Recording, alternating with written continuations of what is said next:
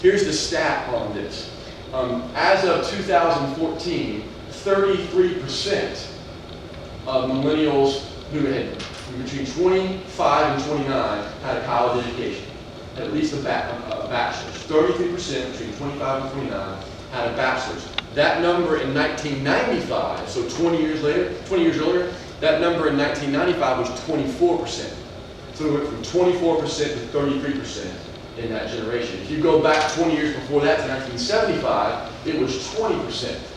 One of the interesting things there, you went from 20 to 24, from 75 to 95. And you went from 24 to 33, a twice as big jump from 95 to 2015 as far as percentage of at least a bachelor's degree. So they are incredibly educated. So diverse and educated. Tech savvy was mentioned up on the board earlier.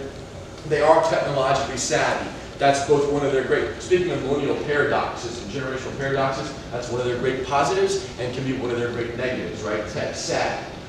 It is their new normal. It is not something that they chose to do. You know, Jenna mentioned earlier that Lexi was going to be on the phone over here on her iPhone during the session, usually filming things or live tweeting things. She's filming videos to put on Instagram, and she's live tweeting what's going on right now, because our Twitter followers and our Instagram followers want to know what we're doing today. They want value out of what they're getting from us today. It's the new normal. Everything is faster, and technology makes us more efficient. Okay, that's challenging for some of us sometimes, but if we embrace it, it can be very effective for us as well. So they're certainly more tech savvy than they ever have been in the past. We're going to talk a little bit about parenting today. Actually, we're going to talk a lot about parenting today. This generation was parented very different than previous generations, and that comes out in how they want to be led, how they want to be managed, even how they want to be sold to is affected by how they're parented. Parenting is different. So they're very different in many ways, and even within the generation, they're different. In a room, oftentimes we do these trainings, intergenerational trainings, and the room is pretty diverse in generation as well. We'll have about a third millennials, a third Xers, and a third boomers. And the millennials in the room are usually on the older end of the millennials because they're far enough along in their career to be sent to training. And you get a lot of negativity from them about some of these things because they're in that 27 to 35 half of the millennial generation. We have done in our research, we've found a split. It's a pretty significant split. It's a divide. The divide lives at about 26, 27. From 27 to 35, that half, the top half of the millennial generation, looks, acts, talks a lot like Xers do. Okay? And the reason why they look and act and talk like Xers do from a work style standpoint is when they entered the workforce, they were in the vast minority. That number was down in the teens as far as their generation, right? They were around a lot of Xers in the workforce, and quite frankly, we dominated them. They entered our teams, they entered our companies, and we said to them, if you don't do things our way, then it's the what? Highway.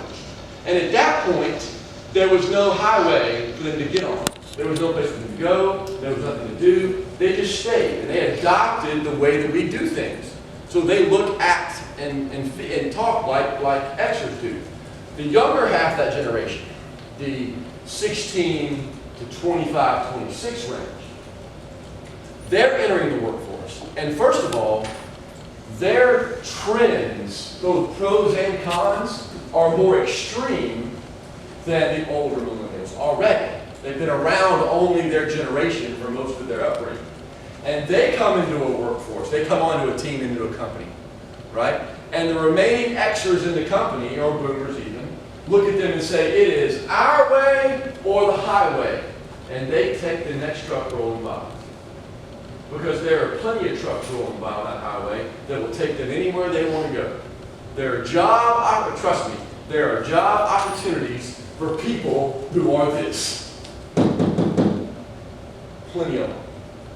And as we're getting, and this is not an economic or political discussion, but as we get into a fully employed economy, and we have some decent growth rates over the next few years, there are going to be even more opportunities for people who have this. Those of us who are in and around the HR and human resources know that there is a war for talent because talent wins the war. And so when there's a war for talent, this kind of stuff, we'll put up with this, and we'll manage and develop this to get this. And when it comes to selling to, it's the same thing. I don't have the opportunity to walk away from a customer because I don't like some of these things right now. So they're changing and developing on the higher end.